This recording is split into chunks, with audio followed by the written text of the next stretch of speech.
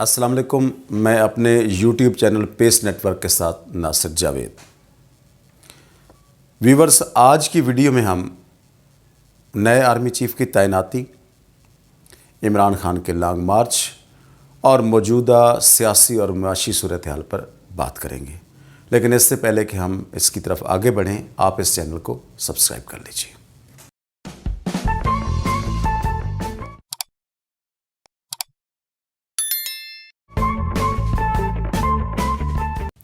Viewers, گزشتہ 1-1.5 ماہ سے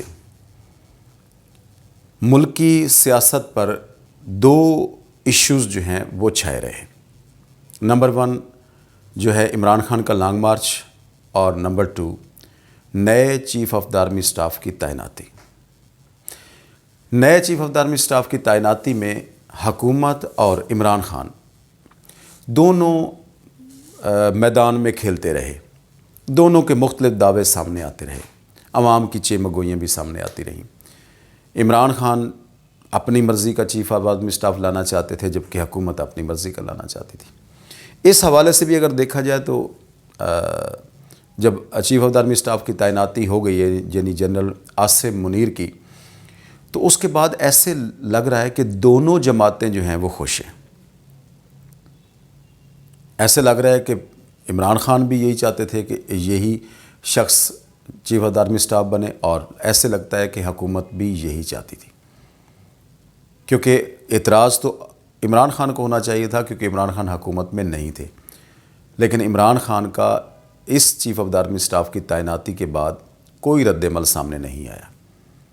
حالانکہ اس سے پہلے Imran Khan chief of the army staff کی تعیناتی کے بارے میں جلسے جلوسوں میں بہت کچھ کہتے رہے ہیں، لیکن تعیناتی کے بعد عمران خان نے اس پر کوئی تبصرہ نہیں کیا۔ اس کا مطلب یہ ہے کہ پی ٹی آئی کی قیادت جو ہے وہ اس تعیناتی سے خوش ہے۔ اگر دیکھا جائے تو خوش ہونا بھی چاہیے، پی ٹی آئی کا اعتراض کرنا بنتا بھی نہیں ہے، کیونکہ عاصم منیر کی جو تعیناتی ہے as chief of the army staff وہ میرٹ پر ہوئی ہے۔ یہ ایک اچھی روایت ہے، اور مستقبل میں اس کے نتائج بھی بہتر ہو سکتے ہیں۔ دوسری صورت میں ہم حکومت کو دیکھتے ہیں تو حکومت کو بھی اعتماد ہے جنرل عاصم منیر پر، اس لیے انہوں نے اسی کو تعینات کرنے کو ریکمینڈ کیا ہے۔ Chief of the army staff کا ایشو ریزالو ہو گیا۔ اس کے حل سے ایک جو ہجانی کیفیت ملک میں بنی ہوئی تھی وہ کافی حد تک جو ہے سنبھل گئی۔ اب حکومت کے لیے ایک اور چیلنج جو سامنے کھڑا تھا، یعنی ایک چیلنج سے حکومت نکلی ہے تو دوسرا ان کے سامنے آ گیا، اور وہ تھا عمران خان کا لانگ مارچ۔ اگر ہم تھوڑا سا پیچھے چلے جائیں تو جب سے عمران خان کی حکومت گئی ہے، عمران خان نے اس نئی آنے والی حکومت کو انگیج رکھا ہے۔ 12% انفلیشن تھا جب عمران خان گئے تھے، اس وقت 30% کے قریب ہے، یعنی مہنگائی 12% سے 30% تک پہنچ چکی ہے۔ اس سے آپ اندازہ لگا لیں کہ عوام کی حالت کیا ہوگی۔ اس کے بعد عمران خان کا لانگ مارچ ان کے سامنے سر اٹھائے کھڑا تھا جیسے chief of the army staff کا جو ہے وہ تعیناتی ہوئی۔ حکومت یہ توقع کر رہی تھی کہ شاید پی ٹی آئی کی طرف سے اس کا رد عمل آئے گا، اور پی ٹی آئی کا اگر رد عمل نیگیٹو میں آتا ہے، یعنی chief of the army staff کی تعیناتی کے خلاف آتا ہے، یعنی ان کو یہ تعیناتی پسند نہیں ہے، تو اس سے حکومت بہتر پوزیشن میں آ سکتی تھی کہ انہیں اسٹیبلشمنٹ کی سپورٹ بھی حاصل ہو جاتی۔ لیکن عمران خان نے جو ہے جنرل عاصم منیر کی تعیناتی پر کوئی تبصرہ نہ کر کے حکومت کے غبارے سے ایک لحاظ سے ہوا نکال دی۔ اب اس کا نتیجہ کیا نکلا کہ حکومت کو اب عمران خان کے لانگ مارچ کو اکیلے فیس کرنا پڑا۔ حکومتی وزیر یہ بڑے دنوں سے کہہ رہے تھے کہ 2-3 ہزار لوگ ہیں جو عمران خان کے ساتھ آ رہے ہیں، جیسے مریم اورنگزیب ہے، جاوید لطیف ہیں، یا رانا ثناء اللہ ہیں۔ یہ اس قسم کے لوگ جو ہیں یہ بارہا دعوے کرتے رہے کہ عمران خان کے ساتھ 2-3 ہزار لوگ ہوں گے۔ اگر 2-3 ہزار لوگ ہی آ رہے تھے تو پھر حکومت کو پچھلے 1.5 ماہ سے 5,000 سندھ پولیس کے نوجوانوں کو اسلام آباد میں رکھنے کی کیا ضرورت تھی؟ اور 3,000 سے زیادہ تو اس حکومت نے کنٹینر لگا رکھے تھے، تقریباً کوئی 20 سے 22 ہزار کی نفری، جس میں ranger, Punjab police, Sindh police کو لگا کے کوئی 22 ہزار کے قریب لوگ جو ہیں وہ اس لانگ مارچ کو روکنے کے لیے موجود تھے، یعنی پولیس اہلکار، رینجرز، ادارے۔ 2-3 ہزار لوگوں کو روکنے کے لیے تو 50 پولیس کے افسران بھی کافی ہیں، پولیس والے کافی ہیں، تو پھر 20-22 ہزار اتنے لوگ لانے کی کیا ضرورت تھی؟ تو اس کا مطلب یہ ہے کہ انہیں ڈر تھا، خوف تھا، اور انہیں خطرہ تھا کہ کہیں عمران خان اسلام آباد پر چڑھائی نہ کر دیں۔ اس خطرے سے نمٹنے کے لیے حکومت کو کروڑوں روپے اس پولیس کی نفری کو اسلام آباد میں رکھنے پر خرچ کرنا پڑے، اور عمران خان نے آخر میں آ کر وہ پتہ کھیلا کہ ان کے تمام منصوبے دھرے کے دھرے رہ گئے۔ حکومت یہ چاہتی تھی کہ تصادم ہو، اس تصادم کی صورتحال میں ملک کی صورتحال کسی اور طرف چلی جائے گی، اور ہو سکتا ہے کہ الیکشن بھی ملتوی ہو جائیں جو ایکسپیکٹڈ ہیں کہ نیکسٹ ایئر میں ہوں گے۔ اس صورتحال کا فائدہ وہ اٹھا سکتے تھے، کیونکہ حکومت کی اپنی کارکردگی تو ایسی ہے نہیں کہ وہ عوام کے پاس جا کر ووٹ مانگ سکے یا عوام ان کو جو ہے ووٹ دے، تو انہیں پتہ ہے کہ ہماری مقبولیت کس لیول پہ ہے، اس لیے وہ تصادم چاہتے تھے۔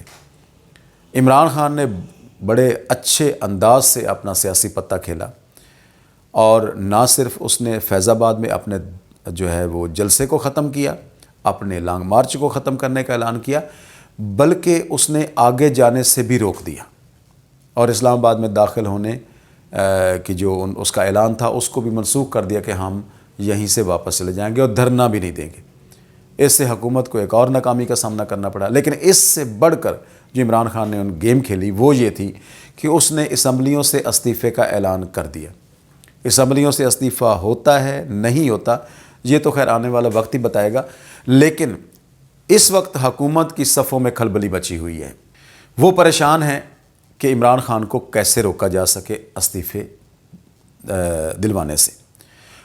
اگر عمران خان استعفے دلوا دیتے ہیں اور پنجاب اسمبلی کو اور KPK کی اسمبلی کو ڈیزالو کر دیتے ہیں، تو ایسی صورتحال میں سیاسی منظرنامہ کیا ہوگا؟ حکومت مشکل میں پھنس جائے گی۔ لہٰذا حکومت پوری کوشش کر رہی ہے کہ کسی طریقے سے، چاہے انہیں جو بھی قانونی راستہ ان کو نظر آتا ہے اس کو اختیار کریں اور اسمبلیوں سے استعفے نہ ہونے پائیں، تاکہ جتنے وہ منتھ ان کی حکومت کے رہ گئے ہیں وہ حکومت کے پورے کریں اور اس دوران وہ اپنی کارکردگی کو کچھ بہتر کر سکیں۔ لیکن عمران خان نے ایک اور تلوار ان کے اوپر لٹکا دی ہے۔ اب ایسی صورتحال میں 567 نیشنل اور پروونشل اسمبلیز کے ممبر ہیں جو عمران خان کے استعفیٰ دیں گے۔ ایسی صورتحال میں ملک کی جو سیاسی منظرنامہ ہے، ملک کی جو حکومت کی جو صورتحال ہے وہ کیسی ہوگی؟ کل ملا کے ملک میں صوبائی اور قومی اسمبلیوں کی تقریباً نشستیں 950 کے قریب بنتی ہیں، جن میں سے اگر 567 ریزائن کر جاتے ہیں تو پھر باقی اسمبلیوں کا وجود کیسا ہوگا؟ یہ ہے بات کہ اگر 1/3 بھی لوگ ہوں تو حکومت چلا سکتے ہیں، لیکن وہ حکومت چلے گی کیسے؟ دوسری طرف عمران خان کی مقبولیت اس قدر بڑھ چکی ہے کہ اس کو روکنا ان کے لیے ممکن نہیں ہے۔ پنجاب KPK جہاں سے انہوں نے استعفے دینے ہیں وہیں سے انہوں نے ریلی نکالی ہیں۔ پنجاب لاہور جو کہ کسی زمانے میں مسلم لیگ کا گڑھ ہوا کرتا تھا، عمران خان نے لاہور سے ہی ریلی نکالی ہے۔ تو ایسی صورتحال میں حکومت کے لیے بڑے چیلنجز ہوں گے، بہت مشکل صورتحال پیدا ہو جائے گی اگر عمران خان اسمبلیوں سے استعفے دے دیتے ہیں تو۔ اس کے بعد ہم ایک اور پہلو کی طرف چلتے ہیں کہ اگر ہم انہی استعفوں کی بات کریں اور حکومت کی بات کریں تو ایک اور چیز ہمارے سامنے آتی ہے کہ حکومت میں 13 جماعتیں ہیں، اور پیپلز پارٹی اور نون لیگ دونوں ماضی میں بھی حکومتیں کر چکے ہیں۔ اس سب کچھ کے باوجود وہ عوام کے پاس نہیں جا رہے، یعنی الیکشن سے فرار جو ہے وہ بھی بیسیکلی اسی چیز کا پیش خیمہ ہے نا، کہ کل تک یہ مسلم لیگ نون کے اور پیپلز پارٹی کے لوگ کہہ رہے تھے کہ PTI اگر نئے انتخابات چاہتی ہے تو اسمبلیوں سے استعفیٰ دے۔ اب جب عمران خان نے اسمبلیوں سے استعفے کا اعلان کیا تو وہ پریشان ہیں، ان کی صفوں میں کھلبلی مچی ہوئی ہے کہ اب اس کو روکا کیسے جائے۔ تو کیوں عوام کے پاس نہیں جانا چاہتے؟ عوام کے پاس جائیں تو جائیں کیسے، کیا لے کے جائیں؟ جس نعرے پر یہ اقتدار میں آئے تھے، مہنگائی کے نعرے پر، اس میں تو انہوں نے ریکارڈ توڑ دیے ماضی کے، عوام کا جینا حرام کر دیا۔ تو اب کس منہ سے عوام میں جائیں؟ یہ ان میں اتنی اخلاق کی جرت بھی نہیں ہے کہ یہ عوام میں جا سکے۔ اس لیے چند میڈیا چینلز ہیں جن کو انہوں نے خریدا ہوا ہے اور اس پر بیٹھ کر عمران خان کے خلاف بولتے رہتے ہیں۔ اب اگر آپ تھوڑا سا پیچھے چلے جائیں، چند دن پیچھے چلے جائیں، یہ chief of the army staff کی تعیناتی سے پہلے آپ چلے جائیں تو ہر میڈیا چینل پہ آپ کو توشہ خانم کیس نظر آتا تھا کہ اب پاکستان کے باقی سارے مسئلے حل ہو گئے ہیں، پاکستان کے معاشی مسئلے حل ہو گئے ہیں، سیاسی حل ہو گئے ہیں، اور جو انرجی کرائسس ہیں وہ ہمارے حل ہو گئے ہیں، ہمارے سارے مسئلے حل ہو گئے ہیں، صرف ایک توشہ خانم کا کیس رہ گیا تھا۔ حیرت کی بات ہے، یہ ایک ایسا ملک ہے کہ جس ملک کا میڈیا پبلک ایشوز پر بات کرنے کی بجائے چھوٹے چھوٹے ایسے مائنر ایشوز جو پبلک کے ایشوز ہیں ہی نہیں، توشہ خانم ہمارا ایشو نہیں ہے، پبلک کا ایشو نہیں ہے، توشہ خانم حکومت کا ایشو ہے اور کوئی بڑا ایشو بھی نہیں ہے۔ قائد اعظم سے لے کر عمران خان تک سب نے توشہ خانم سے گفٹ لیے اور یہ ان کا قانونی حق ہے۔ یہ انہوں نے قانون پاس کیا ہوا ہے کہ اتنے % دے کر آپ لے سکتے ہیں۔ جب قانونی رائٹ موجود ہے تو پھر اس پر بات کرنے کی کیا ضرورت تھی؟ صرف اس لیے ضرورت تھی کہ عوام کی توجہ کو دوسری طرف کیا جائے، جو پبلک ایشوز ہیں اس سے ہٹا کر توشہ خانم کی طرف لیا جائے۔ اب دیکھیے جتنے میڈیا چینل تھے بس اس پر صرف توشہ خانم کی بات ہوتی تھی۔ اب جب سے chief of the army staff کی تعیناتی ہو گئی ہے اس کے بعد توشہ خانم کہاں گیا؟ اب کوئی ایشو نہیں ہے، اب کوئی میڈیا چینل اس پہ بات نہیں کر رہا۔ تو کیا توشہ خانم کا ایشو حل ہو گیا؟ ایسا نہیں ہے۔ تو حکومت نے بجائے پبلک ایشوز کو ایڈریس کرنے کے، میڈیا نے جو ان کا پالتو میڈیا ہے اس نے بجائے پبلک ایشوز کو ڈسکس کرنے کے وہ ایسے ایشوز کو ڈسکس کرتے ہیں جن کا عوام سے کوئی تعلق ہی نہیں ہوتا۔ تو ایسی صورتحال میں حکومت کے لیے یا حکومت کی جو اتحادی جماعتیں ہیں، عوام کے پاس جانا کتنا مشکل ہوگا۔ اب آئیے ذرا دیکھتے ہیں، ہم ملک کی معاشی صورتحال کو ذرا جائزہ لیتے ہیں، تھوڑا سا سرسری سا۔ بڑے افسوس کی بات ہے اور یہ بڑی بات تکلیف دہ ہے کہ پاکستان اس وقت بیرونی قرضوں پہ چل رہا ہے۔ پاکستان کی حکومت کو جن اداروں سے منافع آتا ہے، آمدنی آتی ہے، ان میں سے بہت سے ادارے تو بند ہو چکے ہیں، بک چکے ہیں، یا پھر وہ لاس میں جا رہے ہیں، یعنی حکومت ہی ان کو پال رہی ہے۔ آپ ایگزامپل کے طور پر دیکھ لیں، پاکستان اسٹیل مل دیکھ لیں، PIA دیکھ لیں، پوسٹل سروس دیکھ لیں، آپ اسٹیٹ لائف کو دیکھ لیں، اس کے علاوہ آپ واپڈا کو دیکھ لیں۔ یہ سارے ادارے جو ہیں یہ تباہ و برباد ہو گئے ہیں۔ کوئی ایک ادارہ ایسا ملک میں نہیں ہے جو پرافٹ کما کے حکومت کو دے رہا ہو، تو حکومت کہاں سے چلے گی؟ حکومت کی آمدنی کے جو ذرائع ہیں وہ ٹیکسز اور یہ اداروں سے ہونے والا منافع ہی شامل ہوتا ہے نا۔ تو وہ جو دونوں طرف سے ٹیکسز، تو آپ کو پتہ ہے پاکستانی قوم ٹیکس چور ہے، پاکستان کا 50% سے زیادہ بزنس انلیگل ہے، تو انلیگل بزنس پر ٹیکس تو کوئی نہیں دیتا، اس لیے ٹیکس سرکل تو پہلے ہی ہمارا بہت چھوٹا ہے۔ اوپر سے جو ہمارے ادارے ہیں وہ نقصان میں جا رہے ہیں، نتیجے کے طور پر حکومت کی کوئی آمدنی نہیں ہے، ٹریڈ ڈیفیسٹ بڑھ گیا ہے، بجٹ ڈیفیسٹ بڑھ گیا ہے۔ اب ایسی صورتحال میں حکومت جو چل رہی ہے، یعنی ہمارے ملک کو جو چلایا جا رہا ہے وہ بیرونی قرضوں پہ چلایا جا رہا ہے، اور بیرونی قرضے لیتے ہیں، جب تک وہ ضرورتیں پوری ہوتی ہیں وہ اس کو استعمال کرتے ہیں، جب وہ پیسے ختم ہو جاتے ہیں پھر قرضے کے لیے بھاگ کھڑے ہوتے ہیں۔ تو کب تک ایسے ملک کو چلایا جائے گا؟ اب صورتحال اتنی مشکل ہو چکی ہے کہ 2 مہینے کے اندر اندر پاکستان کو ڈیزل کی کمی کا سامنا بھی کرنا پڑ سکتا ہے۔ ڈیزل کی کمی کے سامنے سے مراد یہ ہے کہ آپ کی زراعت متاثر ہو سکتی ہے، آپ کی ٹرانسپورٹ متاثر ہو سکتی ہے، آپ کی انڈسٹری متاثر ہو سکتی ہے۔ اور پاکستان جو ایک زرعی ملک ہے، انفارچونیٹلی ہم پھر بھی گندم باہر سے منگواتے ہیں۔ کیوں؟ کہ زراعت پر کوئی ورک نہیں کیا گیا، پسماندہ ہے ہماری، آلریڈی زراعت پسماندہ ہے، اوپر سے اگر ڈیزل کی قیمتیں مزید بڑھ جاتی ہیں تو مہنگائی کا ایک طوفان آئے گا جو پہلے لوگ برداشت کر گئے، اب وہ بھی برداشت نہیں کر پائیں گے۔ اور غربت جو کہ پہلے 38% سے تجاوز کر چکی ہے، یہ 45% سے تجاوز کر جائے گی۔ ایسی صورتحال میں ملک کا مستقبل کیا ہوگا؟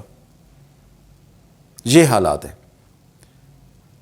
زراعت کو دیکھ لیں، انڈسٹری کو دیکھ لیں، آپ کی انڈسٹری جو ہے بتدریج بند ہوتی جا رہی ہے، اور بہت سے ہمارے انڈسٹریلسٹ ایسے ہیں جو یہاں سے شفٹ کر گئے ہیں دوسرے ممالک میں، کیونکہ یہاں کاسٹ آف پروڈکشن زیادہ آتی ہے، اور عالمی مارکیٹ میں جو ورلڈ مارکیٹ ہے وہاں پر تو کمپٹیشن چلتا ہے۔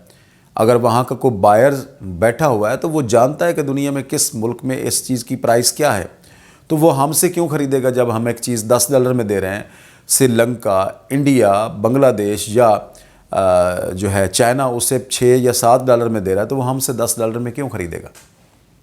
ہمارا ٹریڈ ڈیفیسٹ جو ہے وہ بتدریج بڑھتا جا رہا ہے، امپورٹس ہماری زیادہ ہیں، ایکسپورٹس ہماری کم ہوتی جا رہی ہیں۔ تو یہ ایک لحاظ سے ہمارا جو ہے اس حکومت کا ایک فیلیور ہے کہ وہ جو اقتصادی اصلاحات لانا چاہتے تھے اس میں وہ مکمل طور پر ناکام ہو گئے ہیں۔ عام طور پر یہ تصور دیا جاتا ہے یا باتیں کی جاتی ہیں کہ قومی حکومت قائم کی جائے۔ قومی حکومت کا مطلب یہ ہوتا ہے کہ ملک کی تمام سیاسی جماعتیں مل بیٹھ کر ایک حکومت قائم کریں، یہ حکومت کا حصہ ہوں۔ تو اگر دیکھا جائے تو پاکستان تو آلریڈی قومی حکومت سے چل رہا ہے۔ پاکستان کی ٹاپ لیول کی 13 جماعتیں جو ہیں وہ حکومت میں شامل ہیں سوائے پی ٹی آئی کے۔ تو اگر قومی حکومت ہی اس ملک کے مسئلے کا ایشو ہے تو پھر قومی حکومت تمہارے پاس موجود ہے،